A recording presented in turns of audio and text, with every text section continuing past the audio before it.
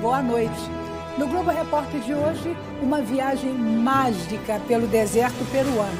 Um mundo coberto de areia e mistérios que nem a ciência conseguiu desvendar. Olá, boa noite. Nossa equipe esteve no Peru pouco tempo antes da pandemia começar. E quantas surpresas! Imagens gigantescas desenhadas na areia há séculos estão lá até hoje. E só é possível vê-las do alto. Quem teria criado gravuras tão impressionantes antes da existência dos aviões? Mas este é apenas um dos enigmas que encontramos. Nós pudemos registrar a famosa Dama de Cal, a múmia enterrada na areia por 1.700 anos. Uma prova de que, na América pré-colombiana, as mulheres tiveram muito poder. O programa desta noite é uma coprodução com a TV Tem, afiliada da Globo no interior de São Paulo. Vamos começar a nossa aventura?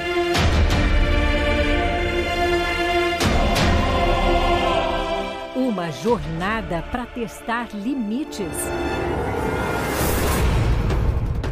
Surpreender o olhar. Que nos deixou frente a frente com grandes enigmas da humanidade.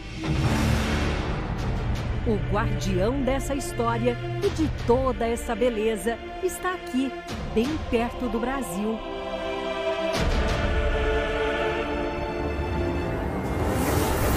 Entre as montanhas gigantes da Cordilheira dos Andes e as águas frias do Pacífico, percorremos mais de 2.000 quilômetros, do norte ao sul do Peru.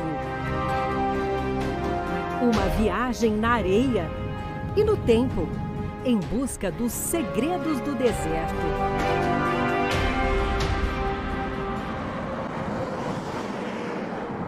Nosso caminho de descobertas começa em Nazca. Quem chega à cidade se surpreende com um movimento intenso no céu. Voar é o melhor jeito para ver as linhas de Nazca.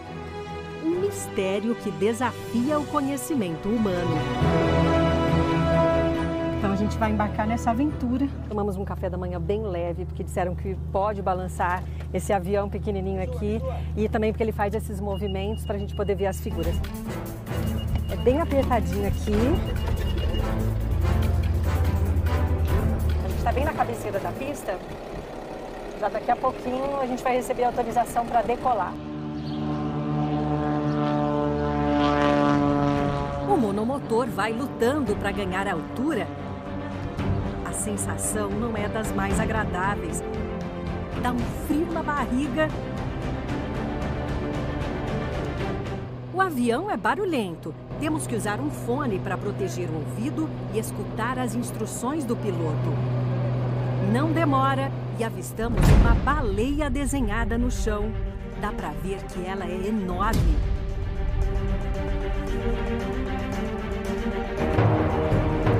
Antes dos europeus desembarcarem na América, os povos que viviam no sul do Peru fizeram esses desenhos no deserto.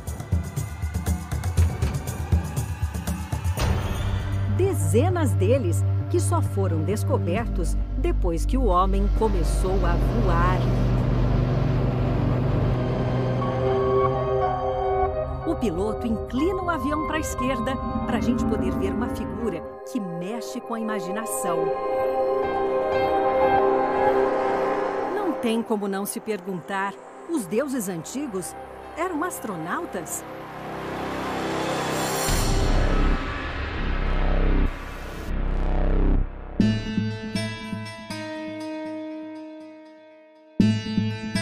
Os desenhos foram feitos para serem vistos do alto e são enigmáticos.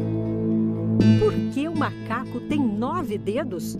Seria um símbolo de fertilidade? E por que fazer desenhos assim no meio do deserto?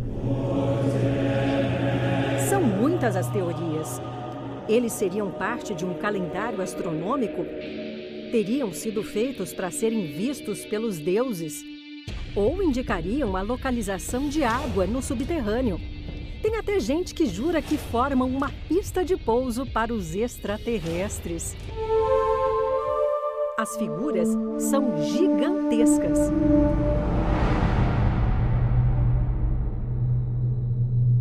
O mais surpreendente é que esse mistério ficou ainda maior nos últimos anos. Agora a gente está indo para as linhas de Palpa. As linhas de Palpa foram descobertas há pouco tempo, em 2018. Os desenhos são um pouco menores e foram feitos nas montanhas perto de Nazca. As linhas de Palpa são mais finas e só foram descobertas com a ajuda de drones. Aqui a gente vê menos animais e mais figuras humanas. Quem seria a grande família eternizada na montanha? As figuras não desapareceram no tempo porque quase não chove nessa região.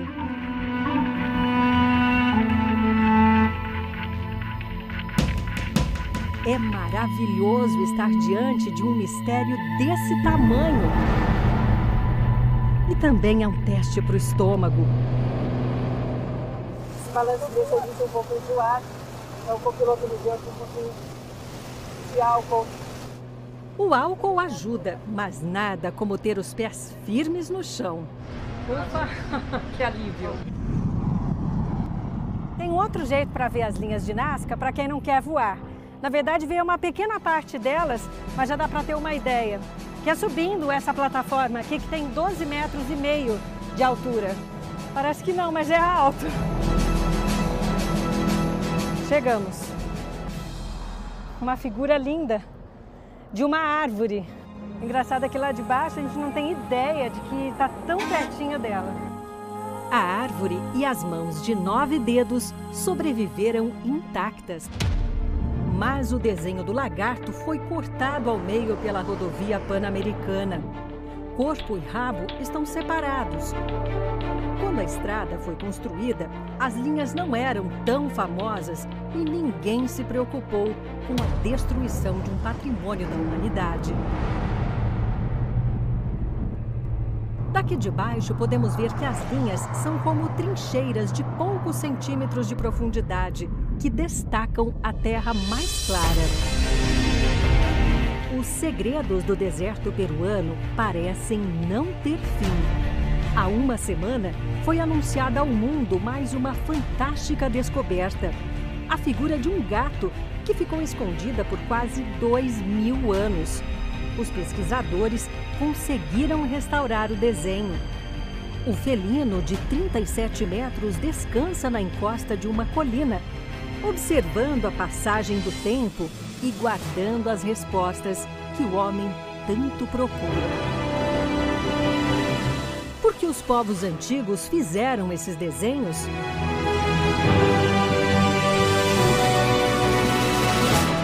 Além de misteriosas, as linhas de Nazca e de Palpa são tesouros que precisam ser muito bem cuidados.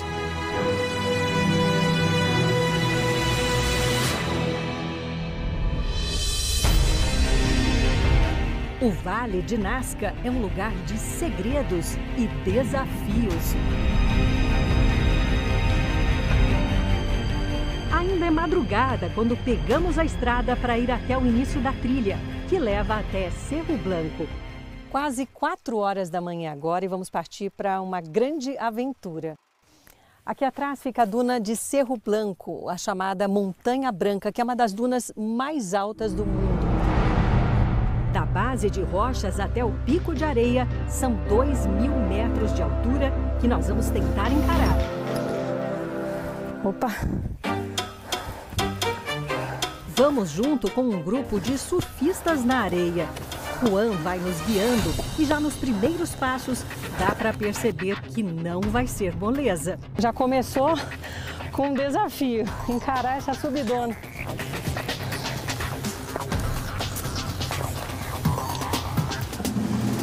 Somos pontinhos de luz na escuridão. Melhor nem pensar que o perigo anda ao lado. Tem um despenhadeiro aqui. Dá pra ver a estrada lá embaixo. O abismo é só mais uma das armadilhas da trilha. Olha isso. O tamanho desse espinho. Se a gente encostar nesses espinhos, vai ter coceira e irritação na pele. Aqui outro. Quase que eu ponho a mão nele ainda. Também enxergamos cores na escuridão. Um jardim de cactos. Juan alerta sobre uma ameaça escondida no meio das folhas secas. A lucátia, uma aranha pequena e venenosa. Mais subida agora ou não? Sim, com certeza. Tá muito escuro. Um breu total. Ai, aqui, gente, que medo. Meu Deus. Agora é só ir pra frente.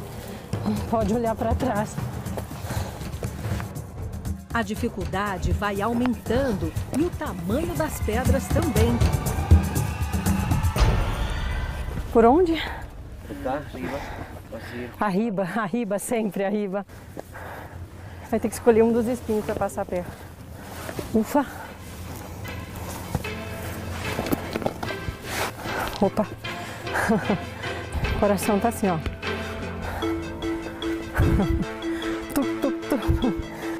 Juan diz que conhecer Cerro Blanco exige energia, mas que no final a paisagem é incrível. Para os que conseguem chegar, ele brinca. Para aqueles que chegam. O relógio avança. Nosso ritmo é lento por causa das gravações. Já estamos bem atrasados. 5h10 da manhã. Já subimos um monte. Força. Força sempre. Quando começa a amanhecer, viramos sombras na imensidão das montanhas. Aqui é um trecho de muito cuidado porque é muito alto. Na beira de um paredão a gente tem que andar com o corpo sempre inclinado para cá porque um passinho em falso, nem pensar.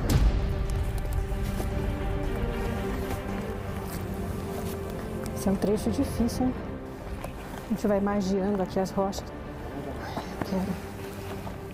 Opa! É o mais difícil é aqui. Passamos e ganhamos um presente da natureza, os primeiros raios de sol.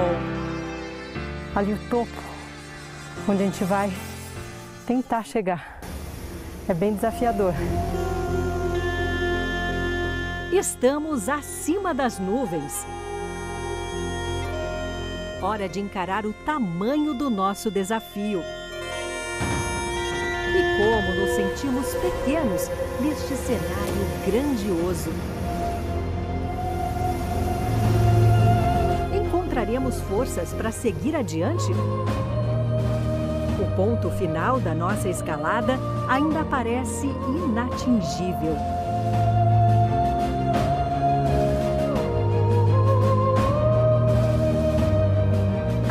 Ao topo da duna de Cerro Blanco foi um dos momentos mais emocionantes da nossa aventura pelo deserto peruano. Uma aventura que você vai viver junto com a gente no final do programa. Mas antes, um festival de atrações nos aguarda. Somos a primeira equipe da televisão brasileira autorizada a mostrar a Dama de Cal, a múmia da poderosa mulher que ficou enterrada na areia por 1.700 anos. É daqui a pouco.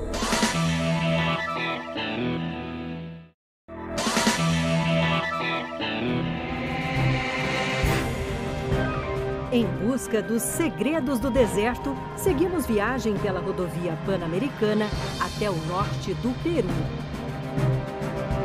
Na linha do tempo, o povo Moche dominou a região alguns séculos depois de Cristo. Os toldos brancos protegem a pirâmide que foi um dos centros da vida Moche. O lugar de uma descoberta extraordinária que mudou a história. A múmia de uma mulher.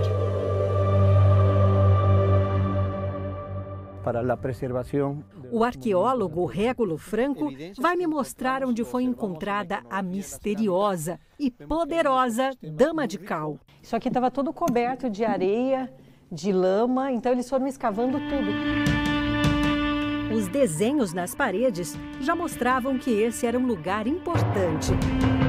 Então começou com a descoberta dessas figuras relacionadas ao mar, à fertilidade, e depois chegou-se ao mausoléu onde ela estava.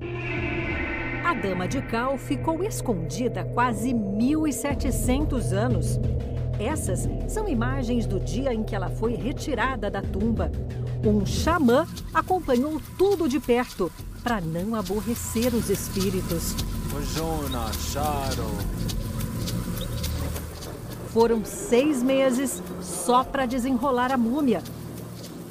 E que surpresa!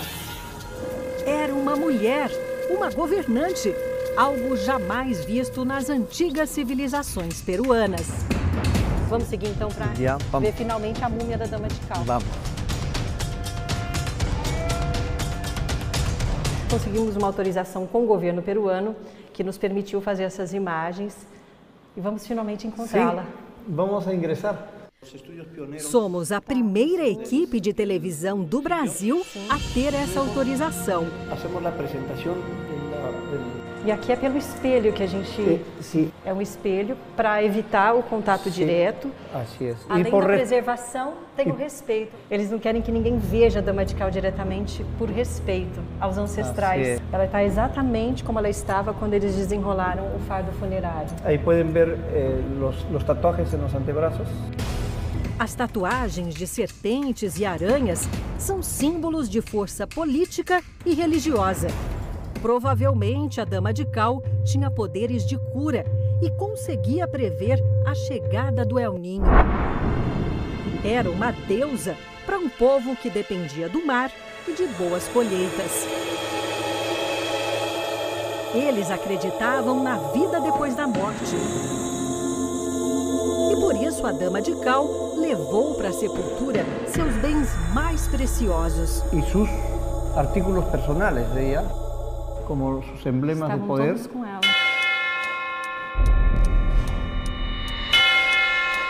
Cada narigueira que ela usava tem o ouro e a prata.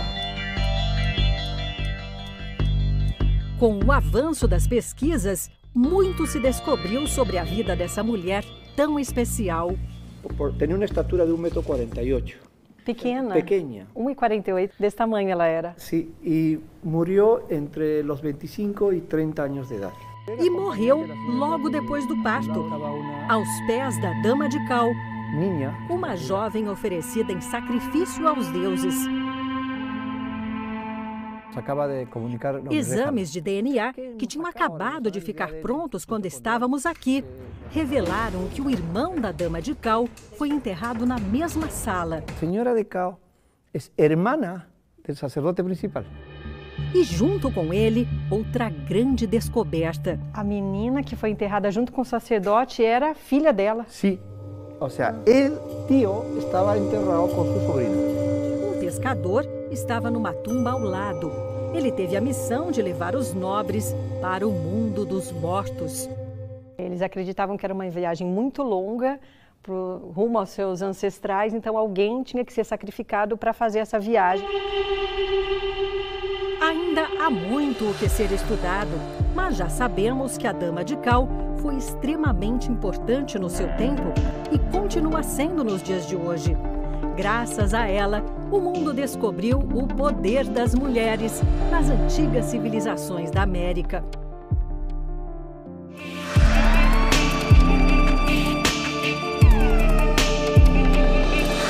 Nossa viagem continua pela paisagem de areia que desenha a costa peruana.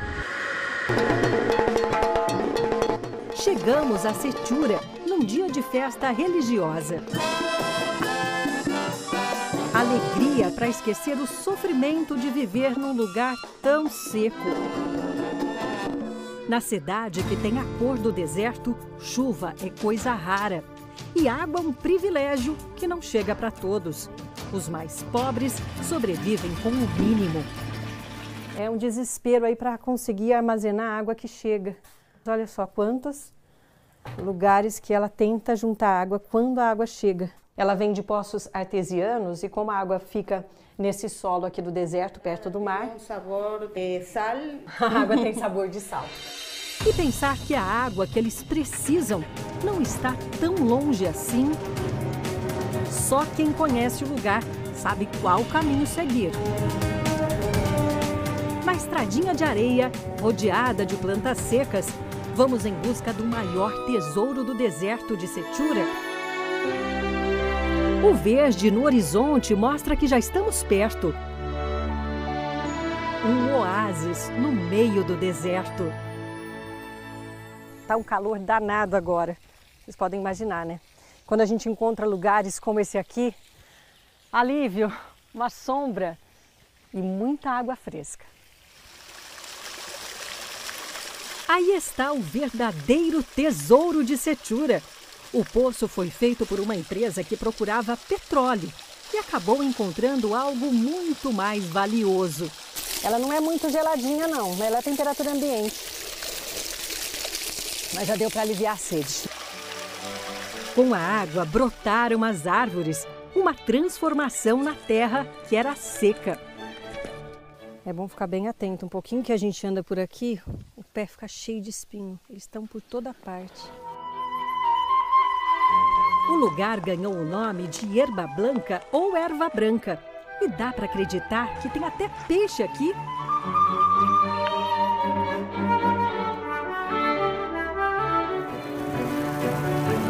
A vida que chegou com a água vai muito além.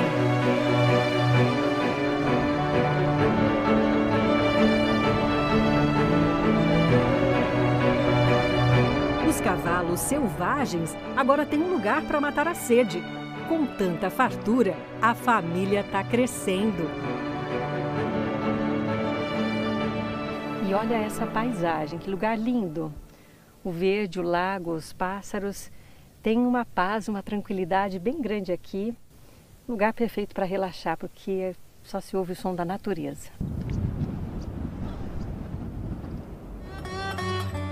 Perto de Erva Blanca, encontramos mais água doce. Só que esta aqui veio do céu. E quem diria que no meio de um dos desertos mais secos do mundo iria surgir uma lagoa como essa? De tempos em tempos, ela muda de tamanho dependendo da força do El Niño. Por isso, ela não poderia ter outro nome. Essa aqui é a Lagoa Laninha.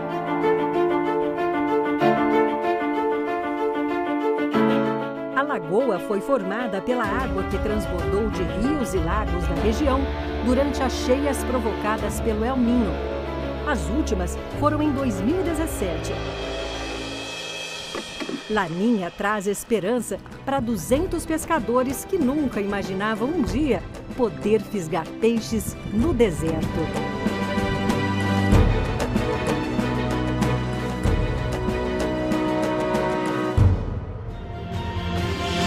Perigo no meio da viagem.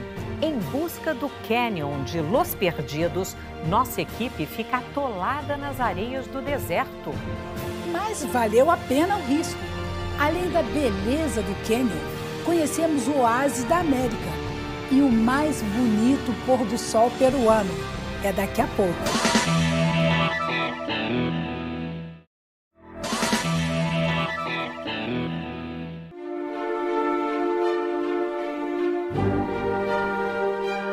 O sol nascendo no horizonte mostra o caminho. E o que nem parecia uma estrada, não era mesmo. Estamos indo para o Canyon de Los Perdidos. E quem acabou se perdendo foi a gente. O nosso carro atolou aqui na areia. Sem sinal de celular e sem viva alma à vista.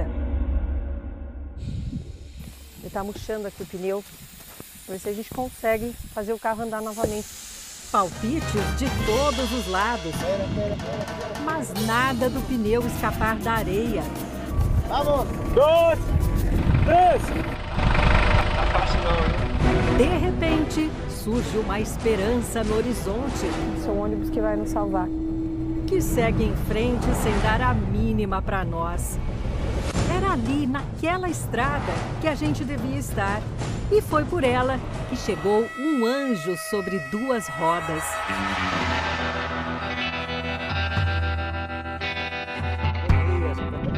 Seu Tuefren foi logo dando ordens. Subimos aqui, já? O segredo é juntar pedras, um pouco de areia e muita paciência. De centímetro em centímetro, saímos do buraco. Aqui, aí... Com a ajuda do nosso Salvador, achamos o caminho certo. Agora que não é fácil encontrar esse lugar, isso não é mesmo. Bueno, vamos por buen camino, ¿eh? Sí, maestro. Bueno, hasta pronto. Finalmente, rumo ao Canyon de los Perdidos.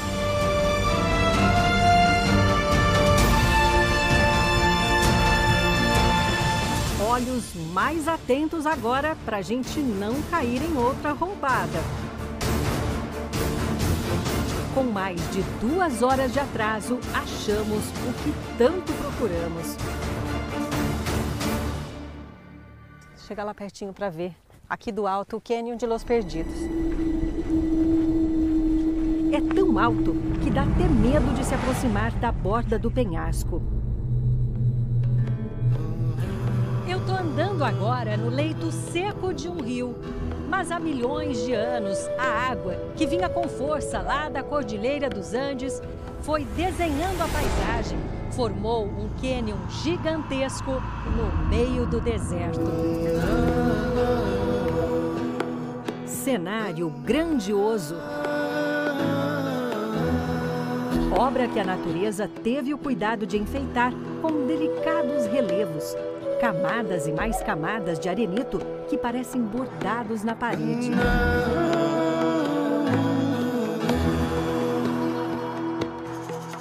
Vamos descer para ver lá de baixo essa maravilha da natureza. Nossa, que vento! Como venta aqui! O caminho segue entre a paisagem árida em eterna mudança. Aqui de baixo, tudo é gigante. A pedra enorme se desprendeu do paredão. Quanto mais perto do final do dia, mais forte o vento sopra. Aqui nessa parte dá para perceber que o rio formava uma espécie de lagoa, a água ficava represada aqui. E para chegar do outro lado, a gente tem que passar por essa rocha, que é por onde a água descia. Uma espécie de cachoeira de queda d'água. Vamos subir. É só mesmo com ajuda para conseguir passar. Uma barreira ficou para trás. Tem outra pior pela frente.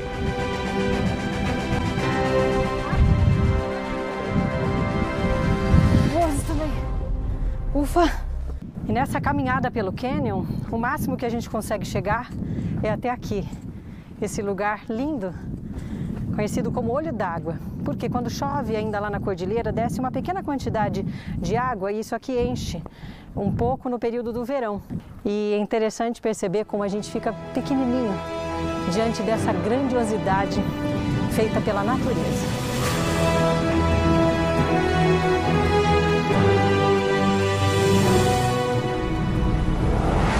O sol já estava tocando o horizonte quando chegamos a um lugar conhecido como o Oásis da América. A vila de Huacachina cresceu na beira de uma lagoa, abraçada por dunas de areia fina e branca. Dunas gigantescas que o público escala para acompanhar um show da natureza. Quem vive aqui garante, em todo o Peru, não existe um pôr-do-sol mais bonito do que esse. E no próximo bloco, vamos retomar nossa escalada em Cerro Blanco, uma das dunas mais altas e desafiadoras do mundo. Quase 8 horas de caminhada, enfrentando sol, calor e ar seco, para chegar a um cenário espetacular.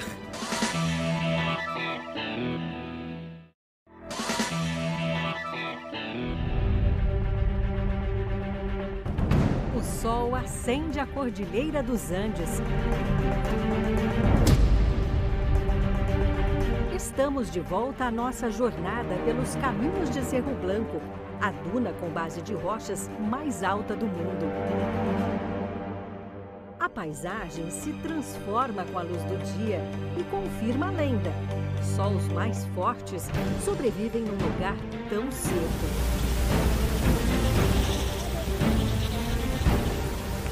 Nosso grupo avança pela montanha. Melhor apressar o passo antes que o sol ganhe força. O céu, as nuvens e as montanhas formam um cenário que parece de outro mundo. Paramos na beira do abismo, num lugar conhecido como Eco dos Andes. Aqui as pessoas gritam para liberar as energias, para que elas cheguem a Cerro Blanco, que é considerado um lugar místico, com as energias renovadas. Juan me orienta a relaxar, respirar fundo e gritar uma palavra que venha do coração. Coração. Papá! Pai. Era a minha palavra. Assim como Juan, também perdi meu pai e ficou ali a minha homenagem para ele. Gritei meu nome, Daniela! Na esperança de que em algum lugar meu pai possa ter ouvido. A paisagem agora é de rochas de tom vermelho.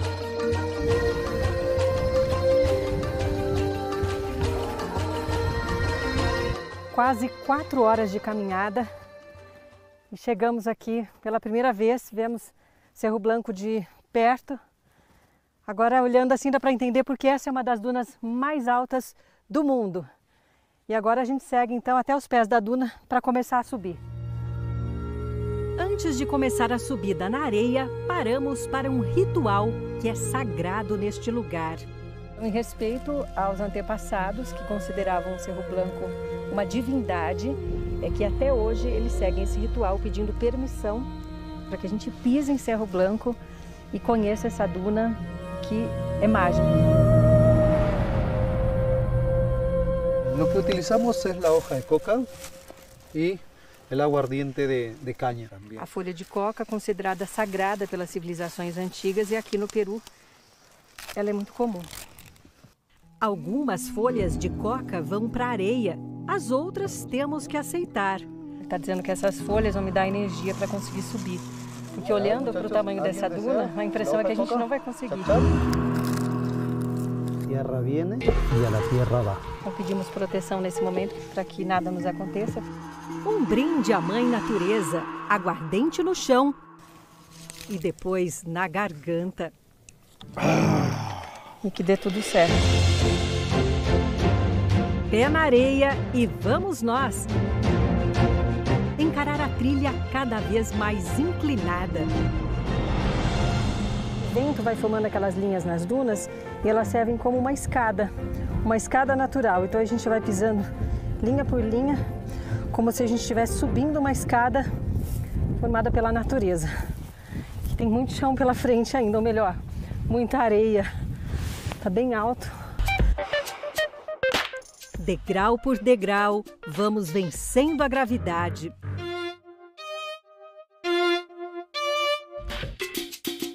Nove e meia da manhã, depois de caminhar aí umas 5 horas, a gente parou para descansar um pouquinho mais uma vez e a gente está buscando mais forças para continuar.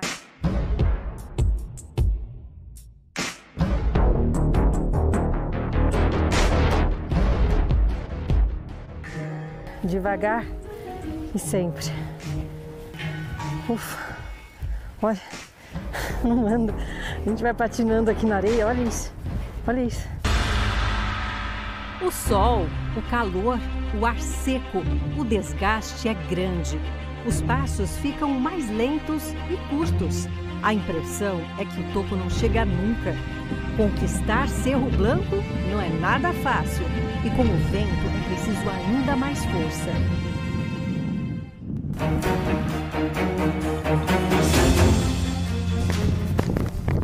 A gente vai se equilibrando agora no alto dessa duna para poder chegar até o ponto mais alto. Bem alto. Meu Deus. A gente está bem no meio da duna. A travessia é bem difícil. Escorrega. Essa sensação é de liberdade total. No meio do nada. É lindo aqui.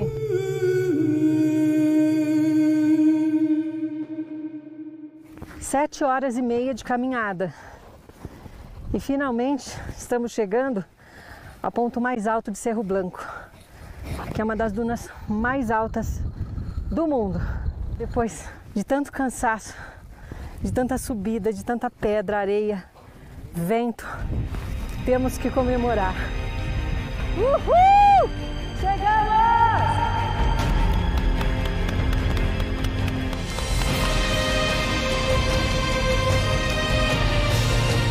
É para refletir mesmo como a natureza é grandiosa. Quem somos nós no meio de tudo isso?